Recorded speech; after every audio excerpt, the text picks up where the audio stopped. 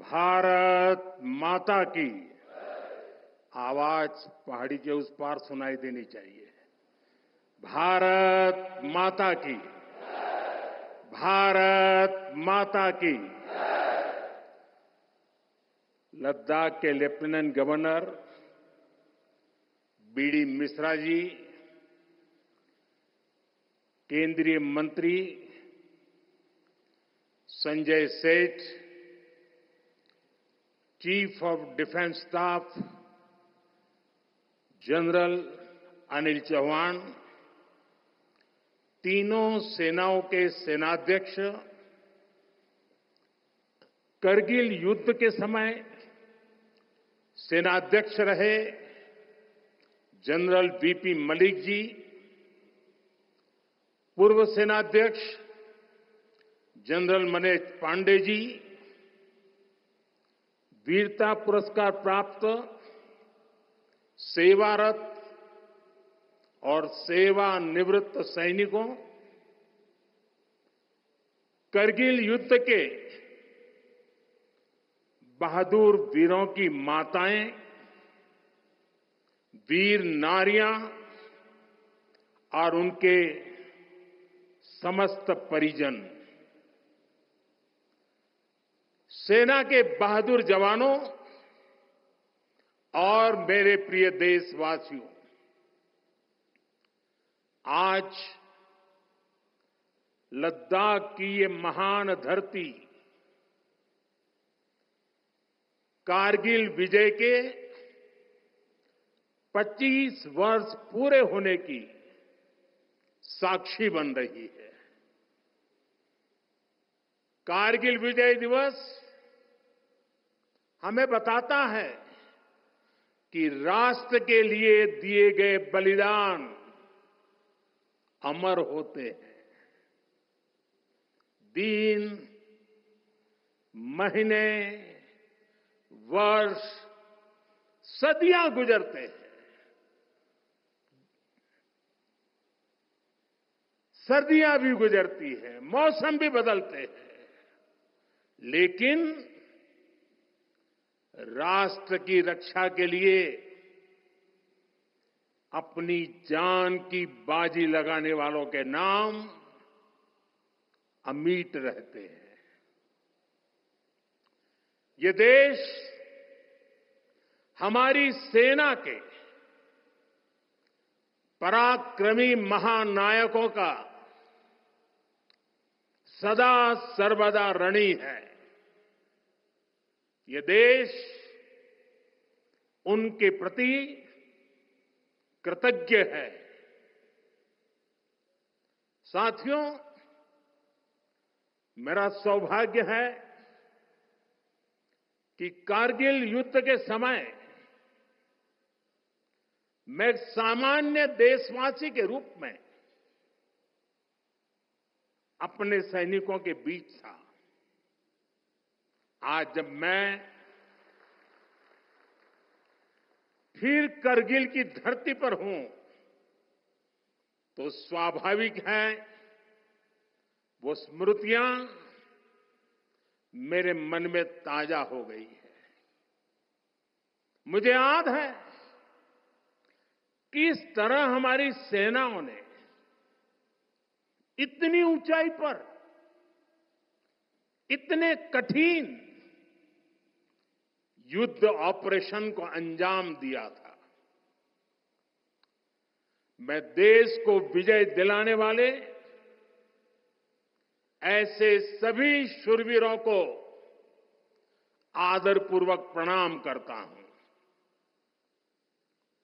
मैं उन शहीदों को नमन करता हूं जिन्होंने कारगिल में मातृभूमि की रक्षा के लिए अपना सर्वोच्च बलिदान दिया। साथियों, कारगिल में हमने केवल युद्ध नहीं जीता था, हमने सत्य, संयम और सामर्थ्य का अद्भुत परिचय दिया था। आप जानते हैं, भारत उस समय शांति के लिए प्रयास कर रहा था। बदले में पाकिस्तान ने फिर एक बार अपना अविश्वासी चेहरा दिखाया। लेकिन सत्य के सामने असत्य और आतंक की हार हुई। साथियों, पाकिस्तान ने अतीत में जितने भी दुष्प्रयास किए, उसे मुंह की खानी पड़ी है। लेकिन पाकिस्तान ने अपने इतिहास से कुछ नहीं सीखा है। वो आतंकवाद के सहारे, प्रॉक्सी वॉर के सहारे अपने आप को प्रासंगिक बनाए रखने का प्रयास कर रहा है। लेकिन आज जब मैं उस जगह से बोल रहा हूं जहां आतंक के आकाओं को मेरी आवाज सीधे सुनाई पड़ रही है, मैं आतंकवाद के इन सरपरस्तों को कहना चाहता हूं कि उनके नापाक मंसूबे कभी कामयाब नहीं होंगे।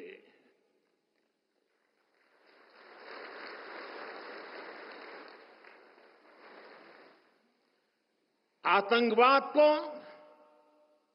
हमारे जाबाज पूरी ताकत से कुचलेंगे। दुश्मन को मुंह तोड़ जवाब दिया जाएगा। साथियों, लद्दाख हो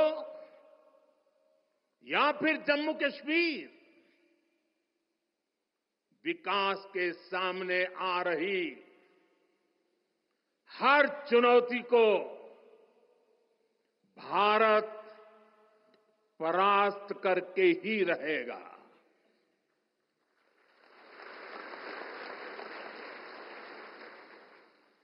कुछ ही दिन बाद इस 5 अगस्त को आर्टिकल 370 का अंत हुए 5 वर्ष पूरे होने जा रहा है। जम्मू कश्मीर आज नए भविष्य की बात कर रहा है, बड़े सपनों की बात कर रहा है। जम्मू कश्मीर की पहचान G20 जैसी ग्लोबल समिट की अहम बैठक करने के लिए हो रही है। इंफ्रास्ट्रक्चर डेवलपमेंट के साथ साथ जम्मू कश्मीर, लेह, लद्दाख में टूरिज्म सेक्टर भी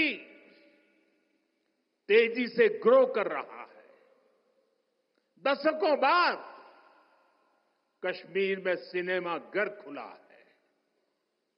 3.5 दशक के बाद पहली बार श्रीनगर में ताजिया निकला है। धरती का हमारा स्वर्ग तेजी से शांति और सौहार्द की दिशा में आगे बढ़ रहा है।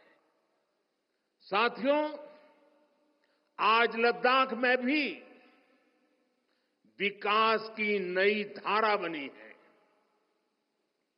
सिंकुल्ला टनल, इसके निर्माण का काम शुरू हुआ है।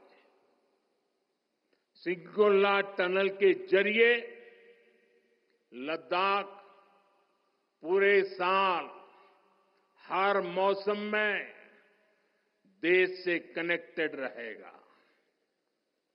ये टनल लद्दाख के विकास और बेहतर भविष्य के लिए नई संभावनाओं का नया रास्ता खोलेगी।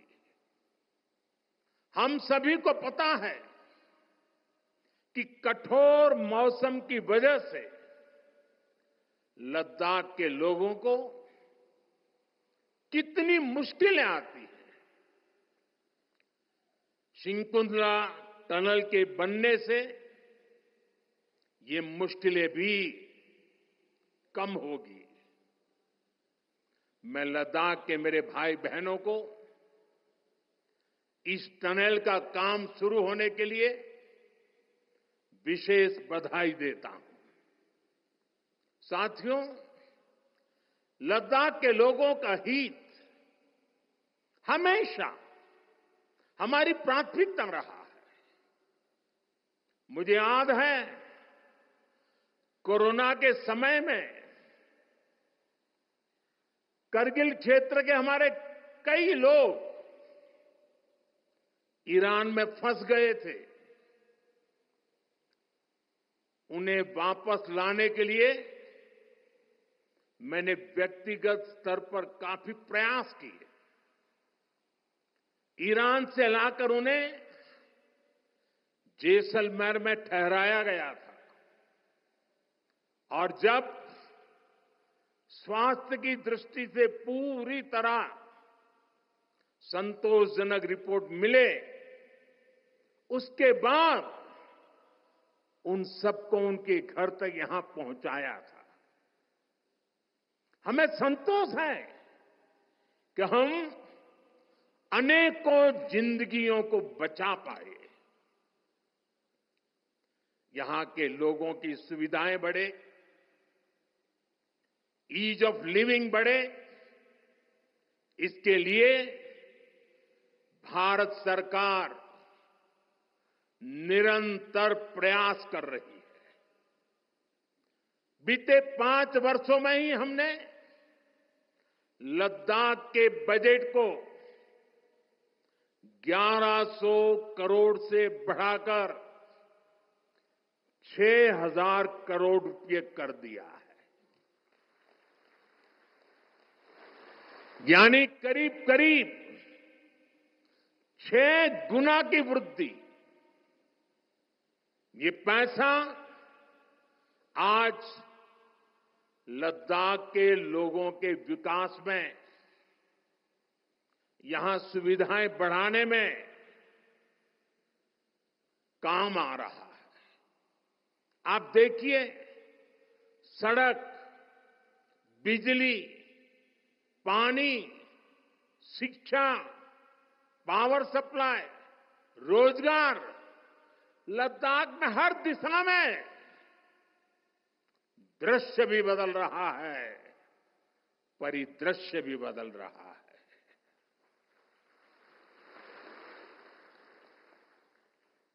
पहली बार यहां होलिस्टिक प्लानिंग के साथ काम हो रहा है। जल जीवन मिशन की वजह से अब लद्दाख के 90% से ज्यादा घरों में पाइप से पीने का पानी पहुंच रहा है। लद्दाख के युवाओं को क्वालिटी हायर एजुकेशन मिले, इसके लिए यहां सिंधु सेंट्रल यूनिवर्सिटी का निर्माण हो रहा है। पूरे लद्दाख क्षेत्र को 4G नेटवर्क से जोड़ने का काम भी चल रहा है। 13 किलोमीटर लंबी जोजिला टनल का काम भी जारी है। इसके वजन बनने से नेशनल हाईवे नंबर 1 पर भी ऑल वेदर कनेक्टिविटी हो जाएगी। साथियों, हमने देश के सीमावर्ती क्षेत्रों में विकास के असाधारण लक्ष्य तय किए हैं। चैलेंजिंग टास्क को अपने हाथों में लिया है।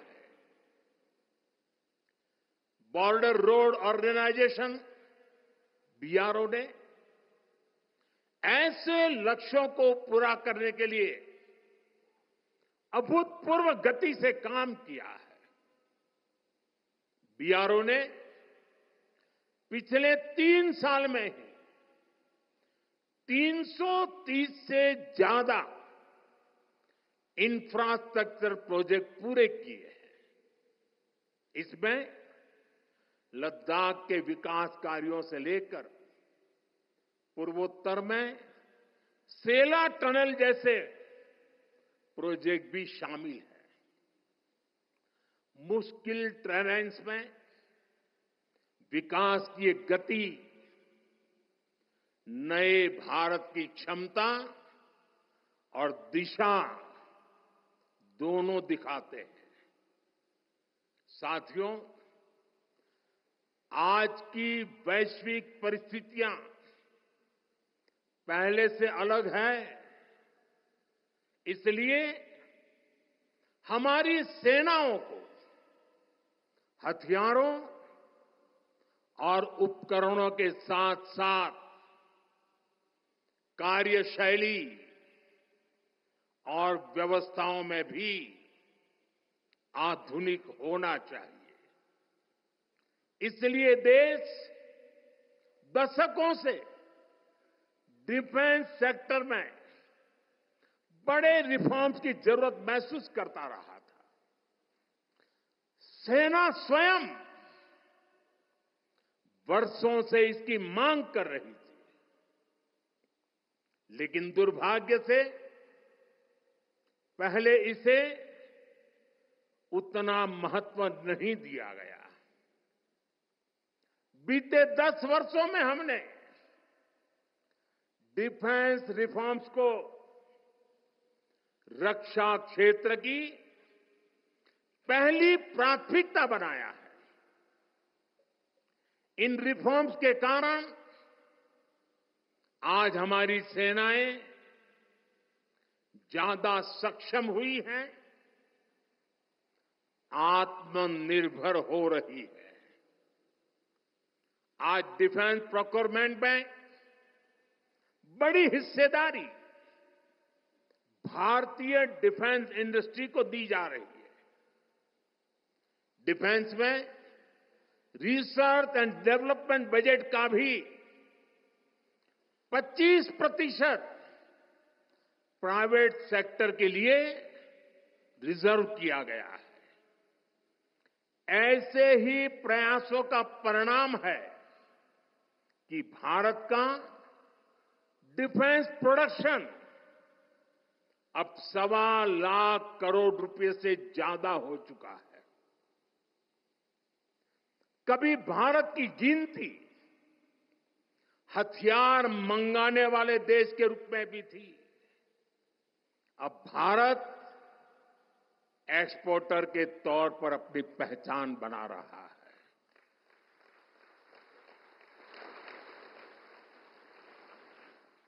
मुझे खुशी है कि हमारी सेनाओं ने 5,000 से ज्यादा हथियारों और ये सैन्य उपकरणों की लिस्ट बनाकर ये तय किया है कि अब ये 5,000 आइटम्स बाहर से नहीं मंगवाए जाएंगे। मैं इसके लिए सेना नेतृत्व को बधाई देता हूं।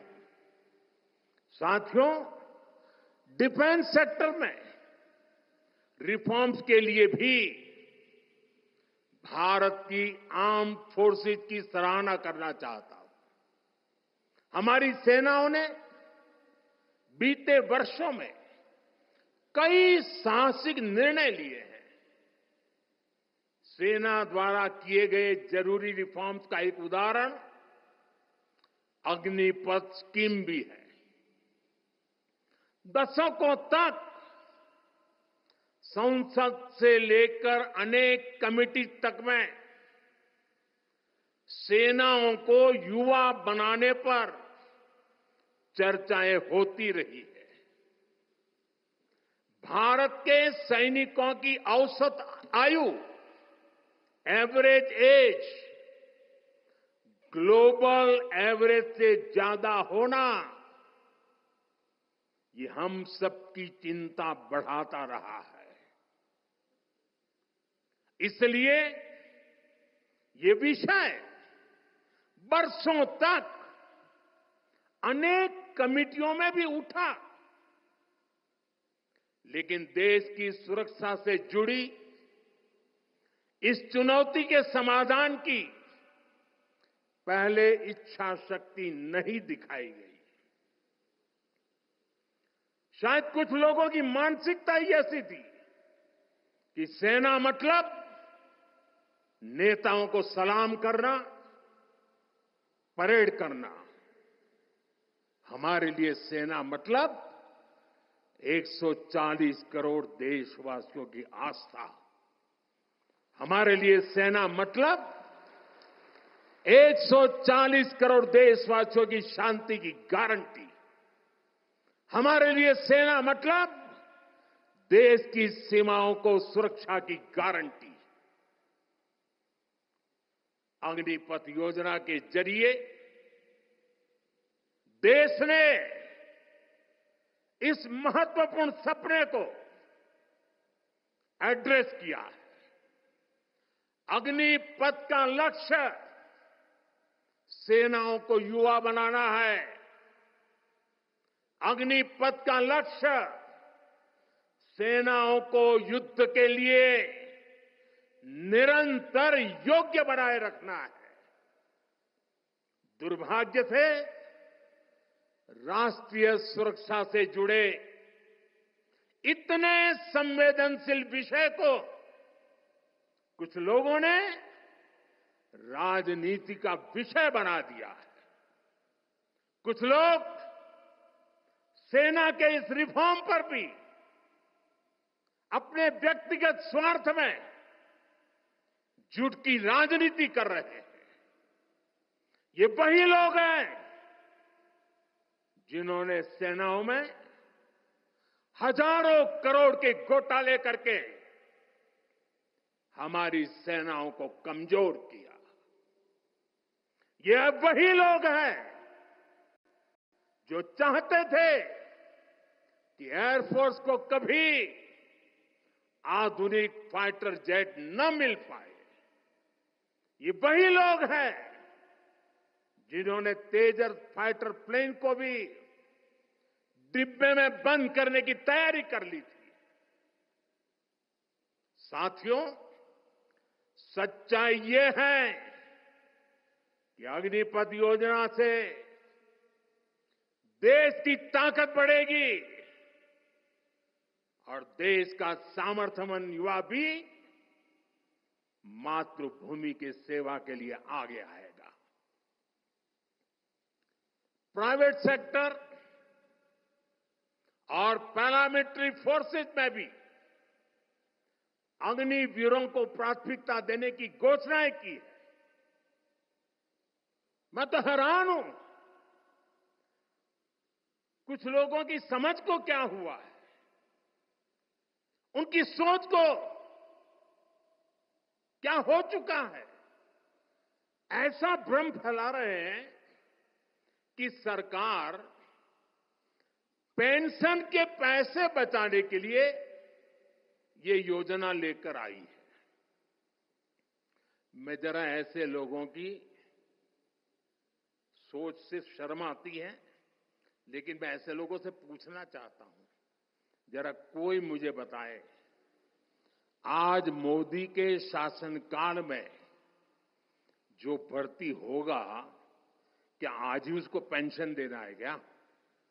उसको पेंशन देने की नौबत 30 साल के बाद आएगी, और तब तो मोदी 105 साल का हुआ होगा, और तब न भी मोदी की सरकार होगी। क्या मोदी जब 105 साल का होगा 30 साल के बाद जो पेंशन बचेगा, उसके लिए मोदी ऐसा राजनीतिक है जो आज गाली खाएगा? क्या तर्क दे रहे हैं? लेकिन साथियों,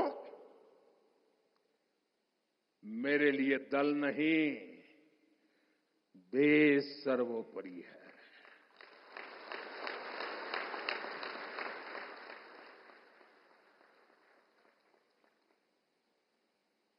और साथियों, मैं आज गर्व से कहना चाहता हूं, सेनाओं द्वारा लिए गए इस फैसले का हमने सम्मान किया है। और जैसा मैंने पहले कहा, हम राजनीति के लिए नहीं, राष्ट्र नीति के लिए काम करते हैं। हमारे लिए राष्ट्र की सुरक्षा सर्वोपरि है। हमारे लिए 140 करोड़ की शांति, ये सबसे पहले है। साथियों, जो लोग देश के युवाओं को गुमराह कर रहे हैं,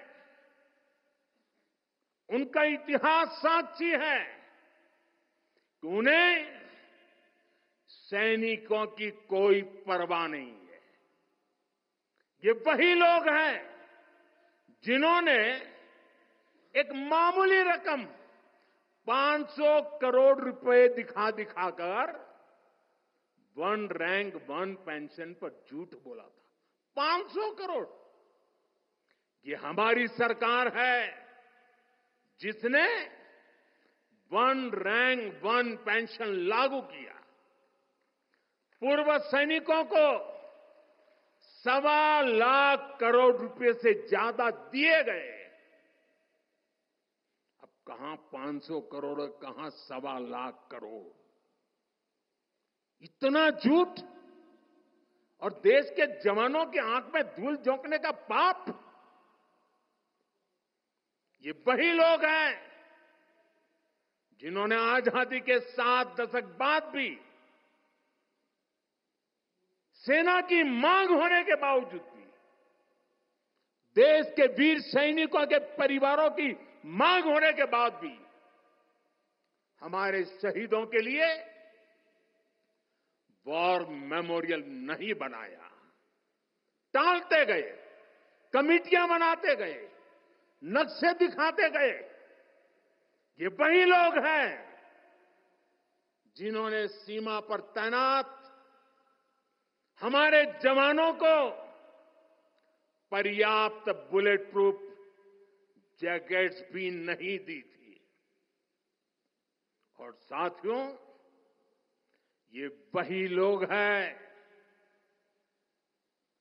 जो करगिल विजय दिवस को भी नजरअंदाज करते रहे।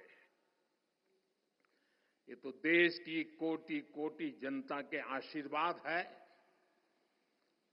कि मुझे तीसरी बार सरकार बनाने का मौका मिला और इसलिए आज ये महत्वपूर्ण ऐतिहासिक घटना का हम पुण्य स्मरण कर पा रहे हैं। वरना अगर वही आ जाते तो इस युद्ध विजय की इस तारीख को याद नहीं करते। साथियों, कारगिल की विजय ये किसी सरकार की विजय नहीं थी। कारगिल की विजय ये किसी दल का विजय नहीं था। ये विजय देश की थी।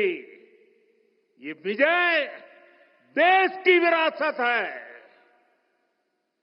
ये देश के गर्व और स्वाभिमान का पर्व है। मैं एक बार फिर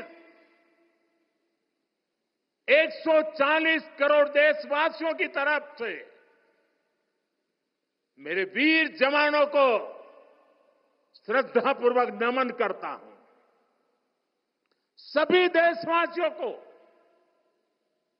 पुनः एक बार कारगिल विजय के 25 वर्ष की शुभकामनाएं देता हूं। मेरे साथ बोलिए भारत माता की। ये भारत माता की जय मेरे उन वीर शहीदों के लिए है, मेरे वीर भारत मां के वीर सपूतों के लिए है। भारत माता की, भारत माता की, भारत माता की। बहुत बहुत धन्यवाद।